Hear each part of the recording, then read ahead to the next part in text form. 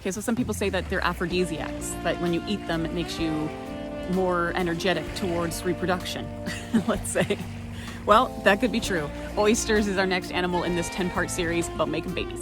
Oysters are what we call broadcast spawners, which means that there's an egg that comes out of the female and it gets released out into the water, and then a male will release a sperm, and from there they will hopefully meet up in the water and then settle down and become an oyster. So a lot of different animals that are very slow use this method because they can't always walk over to their buddy and find one another and mate. So instead, these animals that are normally kind of sessile, meaning they stick to the bottom or they don't move very fast, those animals normally are broadcast spawners. So it means that they just use the water to transport their eggs and sperm, and hopefully they match up.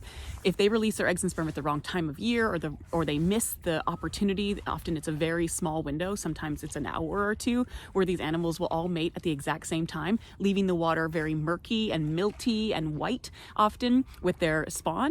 That is what's happening in the water. If you ever come across a big kind of milky layer in the water, that's probably because animals that recently just spawned. And what's unique about the males and females is the females will actually clap their shells together and they'll slowly release their eggs in kind of bursts. Fun fact about oysters also, why are they white? Why do they have white shells? Well, they often live in the intertidal zone, so that area where sometimes they can be left out of water when the tide goes down. And so they have to be able to kind of withstand all the hot heat, all the hot sun.